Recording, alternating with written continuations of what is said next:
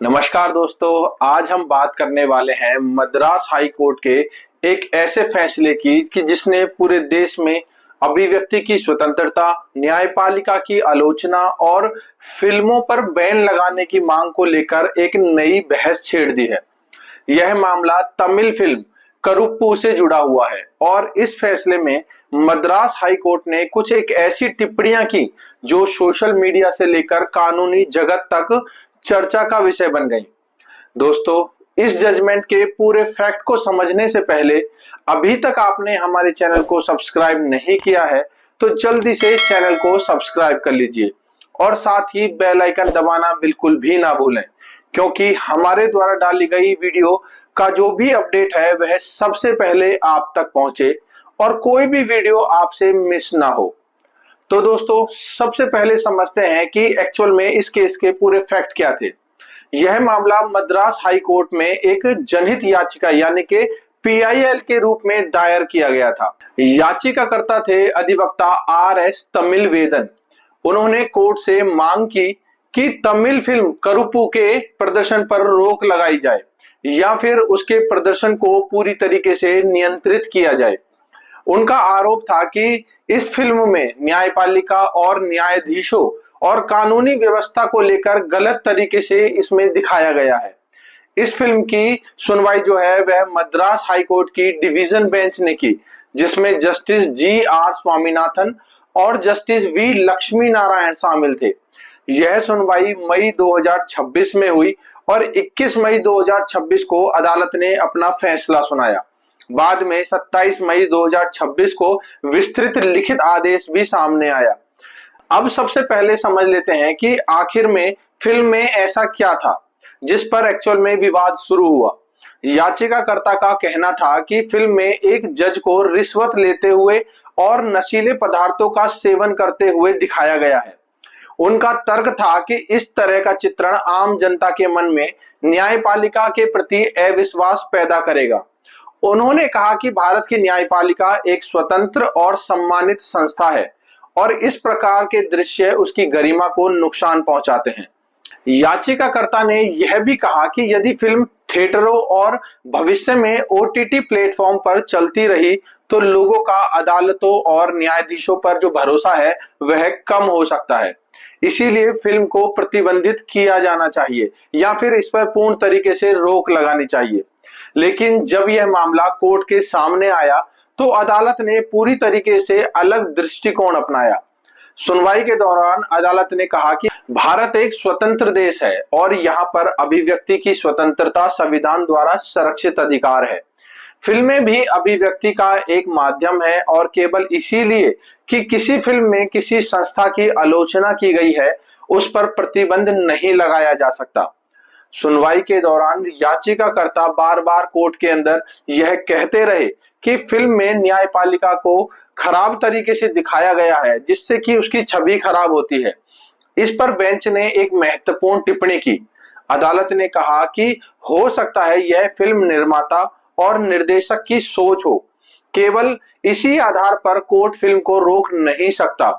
इसके बाद अदालत ने एक और महत्वपूर्ण बात कही जिसने पूरे देश का ध्यान खींचा।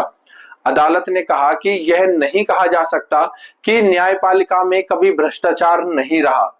अदालत ने यह भी स्वीकार किया कि भ्रष्ट न्यायाधीश भी रहे हैं और आज भी हो सकते हैं, लेकिन इसका मतलब यह नहीं है कि न्यायपालिका पूरी तरीके से भ्रष्ट है। अदालत ने कहा कि ऐसे मामलों में न्यायपालिका स्वयं कार्यवाही करती है। फैसले में अदालत ने कहा कि कोई भी इस बात से इनकार नहीं कर सकता कि न्यायपालिका में भ्रष्टाचार मौजूद है। भ्रष्ट न्यायाधीश पहले भी थे और आज भी हो सकते हैं। यह टिप्पणी पूरे फैसले की सबसे ज्यादा महत्वपूर्ण और चर्चित टिप्पणियों में से एक थी। इसके बाद अदालत ने एक और ऐतिहासिक टिप्पणी की। अदालत ने कहा कि न्यायाधीशों को होली काउ यानी कि ऐसी पवित्र हस्तियां नहीं माना जा सकता जिसकी की कभी आलोचना ही ना की जा सके। अदालत ने यह भी स्पष्ट किया कि न्यायपालिका और न्यायाधीश आलोचना से ऊपर नहीं है। लोकतंत्र में संस्थाओं की आलोचना की जा सकती है बशर्ते यह कानून की सीमाओं के भीतर हो। कोर्ट ने यह भी कहा कि किसी काल्पनिक फिल्म में एक काल्पनिक अदालत या फिर काल्पनिक न्यायाधीश का चित्रण अपने आप में न्यायपालिका की अवमानना नहीं बन सकता। कोर्ट ने यह भी कहा कि हर आलोचना को कंटेम्प्ट ऑफ कोर्ट नहीं कहा जा सकता। अदालत ने इस बात पर भी जोर दिया कि फिल्म को पहले केंद्रीय फिल्म प्रमाणन बोर्ड यानी कि सीबीएफसी द्वारा प्रमाणित किया जा चुका था।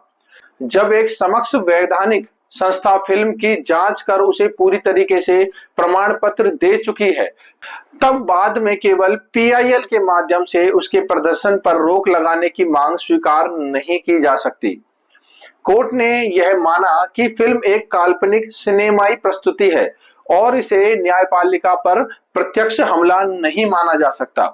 अदालत ने कहा कि फिल्म में दिखाई गई बातें कल्पना और रचनात्मक अभिव्यक्ति का हिस्सा होती हैं। जैसे कि आप देखते हैं फिल्म में एक हीरो काफी सारे लोगों को एक साथ पीटता है और अंत में जस्टिस आर स्वामीनाथन और जस्टिस वी लक्ष्मी नारायण की बेंच ने आर.एस. तमिलवेदन द्वारा दायर की गई याचिका को खारिज कर दिया और फिल्म करुप्पू के प्रदर्शन पर पूरी तरीके से रोक लगाने से इनकार कर दिया। अदालत ने कहा कि अभिव्यक्ति की स्वतंत्रता लोकतंत्र का मूल तत्व है और इसीलिए किसी फिल्म को प्रतिबंधित नहीं किया जा सकता क्योंकि उसमें न्यायपालिका की आलोचना दिखाई गई है। और यही कारण है यह फैसला केवल एक फिल्म का मामला ही नहीं माना जा रहा बल्कि अभिव्यक्ति की स्वतंत्रता और न्यायपालिका की जवाबदेही और इसके साथ साथ लोकतांत्रिक मूल्यों से जुड़ा हुआ एक महत्वपूर्ण निर्णय माना जा रहा है क्योंकि हाई कोर्ट ने सभी पहलुओं पर ध्यान देते हुए इस जजमेंट को दिया। तो दोस्तों यह थी आज की जजमेंट और इस जजमेंट ने ये काफी चीजें क्लियर की कि लोकतंत्र में सभी को अपनी बात रखने का अधिकार है और सभी व्यक्ति अपनी आजादी से अपनी बात को कह सकते हैं। तो ये एक बहुत ही महत्वपूर्ण जजमेंट थी। तो दोस्तों मैं आशा करता हूं कि इस वीडियो के माध्यम से इस जजमेंट के माध्यम से आपको काफी सारे फैक्ट क्लियर हो चुके होंगे। लेकिन दोस्तों अभी कोई डाउट है, कोई क्वेश्चन है तो आप कमेंट में हमसे पूछ सकते हैं। दोस्तों अगर आपको हमारे द्वारा डाली गई वीडियो अच्छी लगी हो तो वीडियो को लाइक करें, चैनल को सब्सक्राइब करें और ज्यादा से ज्यादा लोगों के पास इस वीडियो को शेयर करें ताकि उनको भी लीगल अवेयरनेस, लीगल नॉलेज हो सके और उनको अपने अधिकारों के बारे में जानकारी हो सके। तो दोस्तों ऐसी ही जानकारी के लिए हमसे जुड़े रहें और जल्दी से चैनल को सब्सक्राइब करना ना भूलें। मिलते हैं अगली वीडियो में किसी और नई कानूनी महत्वपूर्ण जानकारी के साथ। तब तक के लिए थैंक यू वेरी मच।